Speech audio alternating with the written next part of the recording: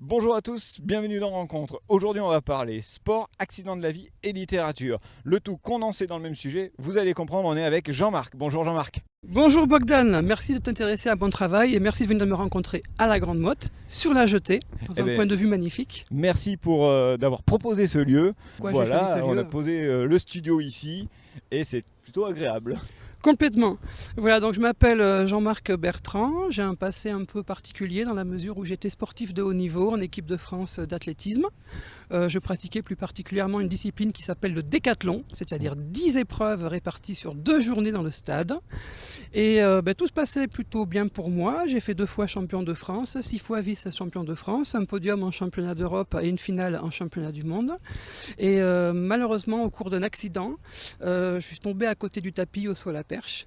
J'ai eu une double entorse de la cheville, malléole interne, malléole externe, rupture partielle du tendon d'Achille qui a entraîné une opération chirurgicale et malheureusement j'ai dû arrêter ma carrière. Oui, là ça met un stop complet là. Exactement, donc je suis tombé en dépression, on va le dire, je suis tombé au fond du trou et il a fallu à un moment donné que je trouve des solutions pour m'en sortir, des solutions pour sortir la tête de l'eau finalement. Et ces solutions, je les ai trouvées grâce au bouddhisme, grâce à la méditation, grâce à la philosophie. Et j'ai eu tout un parcours où j'ai testé des recettes, des exercices, des astuces, des solutions. J'ai discuté avec énormément d'auteurs, j'ai participé à des conférences, j'ai rencontré des communautés bouddhistes en Bourgogne, dans l'Hérault. Et finalement, regardez, aujourd'hui tout va bien, je suis souriant. Je m'en suis parfaitement sorti et j'ai voulu témoigner, raconter ce parcours dans un ouvrage pour aider d'autres personnes en difficulté. Pour montrer qu'après, justement, arriver en gros à être au fond du trou, qu'on peut rebondir et faire quelque chose de sa vie et justement s'en sortir et aller mieux sur le plan de la santé et sur le plan bien sûr psychologique. Complètement, tu as parfaitement résumé les choses. Et en fait, pour tout te dire en toute transparence, il y a eu un élément déclencheur dans ma vie. J'étais en voiture et j'ai entendu à un moment donné à la radio Ingrid Betancourt, qui a été retenue 6 ans en otage par les FARC, les Forces armées révolutionnaires de Colombie, et qui finalement a été libérée. Et au cours d'une interview, il y a un journaliste comme toi qui lui demande alors comment vous vous remettez après votre détention ? Et elle a répondu je peux soit rire, soit pleurer. On a le choix de ses émotions, on a toujours le choix de ses émotions. Alors que jusqu'alors, je considérais moi que mes émotions, la tristesse, le regret, me débordaient, me submergeaient, je ne pouvais rien faire, comme des boulets de canon qui me percutaient de face et j'étais à terre et je ne pouvais pas me relever. Et elle m'a montré qu'apparemment non, il existait des méthodes qui permettaient de faire un peu le tri dans son esprit entre les émotions qui nous plombent, qui nous tirent vers le bas et celles au contraire qui nous poussent, qui nous tirent vers le haut, des émotions réparatrices, constructives, et qu'on pouvait un petit peu, comme un jardin qu'on entretient, soit on laisse pousser des ronces, soit au contraire on laisse pousser des belles fleurs. Et j'ai trouvé des solutions qui m'ont permis justement de me débarrasser des émotions perturbatrices, des émotions destructrices, pour au contraire faire croître les bonnes émotions qui m'ont permis de sortir du puits. Se concentrer justement sur le positif. Exactement. Et rien que le positif. Exactement, tout à fait, c'est ça. Et le tout donc c'est condensé dans un ouvrage qui est là, c'est ça ? Oui. C'est les astuces, c'est ça ? Oui, alors il y a... Donc d'abord, c'est un témoignage autobiographique où je détaille un petit peu tout ce qu'on vient d'évoquer. J'explique un petit peu en quoi le bouddhisme m'a aidé à comprendre l'intérêt de la méditation, en quoi il y a des astuces, des solutions, des recettes, des exercices pour maîtriser son esprit, pour maîtriser son mental et pour développer et travailler les émotions positives. D'accord, alors je vois guide pratique et thérapeutique. Exactement. Donc pour extraire le bonheur de l'adversité. Voilà, c'est ça. C'est du coup on peut le prendre à la fois comme un roman parce qu'il y a ton histoire dedans, c'est ça ? Tout à fait. Et à la fois comme un livre de travail entre guillemets qui permet de travailler sur soi, c'est voilà, ça ? Exactement, je dirais qu'il y a une vingtaine d'exercices et ça se présente un petit peu comme une piste de ski avec une gradation dans la difficulté. En ski, on commence par une piste verte, puis une piste bleue, puis une rouge, puis une noire. Donc là, on commence par des exercices très simples et puis petit à petit, on va vers des exercices un peu plus complexes sur la méditation, sur la relaxation. Il y a aussi des conseils sur la santé, le bien-être, comment aborder la vie, comment retrouver la sérénité. Il y a même des des conseils en diététique et nutrition, pour vous dire. Ah oui, c'est C'est vraiment complet. complet. C'est un tour à 360 degrés de sa vie. D'accord. D'accord, donc c'est vraiment le livre qui peut être sur la table de chevet. On peut y revenir Y revenir régulièrement, régulièrement, en voilà. fonction des étapes de la vie. C'est ça. Donc celui-là, je me le garde, c'est mon exemplaire dédicacé en plus. Je te remercie. Alors, il est disponible. Alors c'est un livre qui est auto-édité, donc j'ai aucun agent qui m'aide pour en assurer la promotion, donc je te remercie de t'intéresser à mon travail. Il est uniquement disponible sur la plateforme Amazon. Vous pouvez aussi passer par moi pour un exemplaire dédicacé personnalisé. D'accord, donc vous pouvez le contacter directement via les réseaux pour avoir votre exemplaire dédicacé, mais vous pouvez aussi, donc on vous met le lien dans la description, l'acheter sur Amazon. Le fait d'écrire ce livre, ça t'a permis justement d'avancer également, c'est ça? Alors, je dirais que ce livre m'a construit autant que moi je l'ai construit, d'accord? Parce que au cours de mes rencontres dans les communautés bouddhistes, au cours des conférences auxquelles j'ai assisté, Frédéric Lenoir, Mathieu Ricard, Alexandre Jolien, etc., il y a beaucoup d'informations qui sont arrivées, des techniques, des astuces, et je ne savais pas trop comment les structurer, comment les organiser.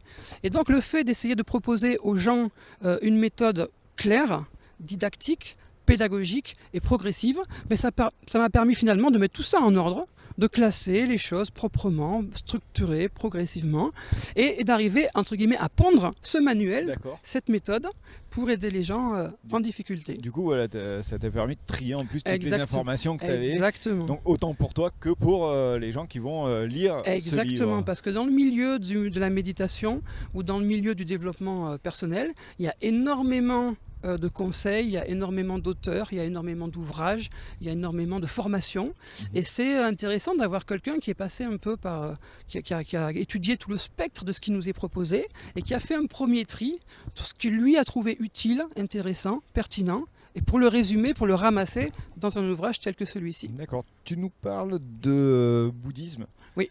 Est-ce que dans le livre, on aborde vraiment le sujet de la religion à proprement parler, ou c'est plus pour le côté en gros psychologique de façon de voir la vie?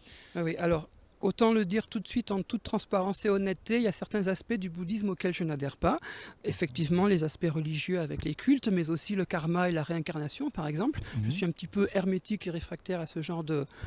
Sans aucun jugement, hein. C'est simplement que je ne suis pas sensible, donc je n'ai pas d'appétence, donc je ne l'ai pas retenu dans mon livre.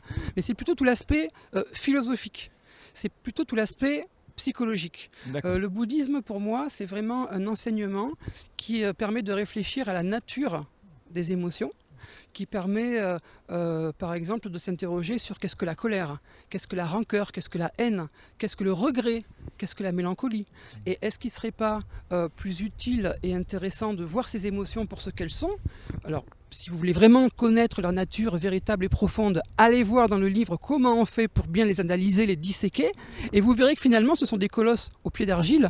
Elles paraissent insurmontables. Quand la haine et la colère nous envahissent, on dirait qu'on est au pied d'une montagne qui est avec la cime perdue dans les nuages, qui nous paraît, on ne peut pas la gravir.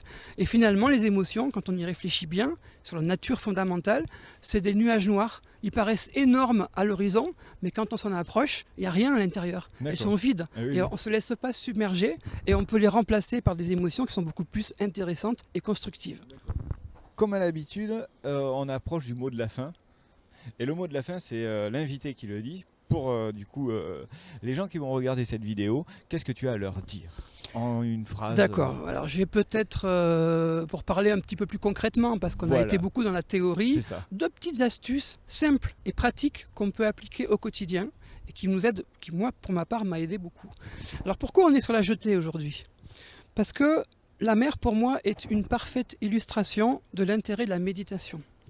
La mer, quand elle est déchaînée, quand il y a des tempêtes, des vagues, on a l'impression qu'on est submergé des vagues de 10 mètres de hauteur, qu'est-ce qui se passe au fond de la mer? C'est toujours calme, il y a toujours un silence, c'est apaisant.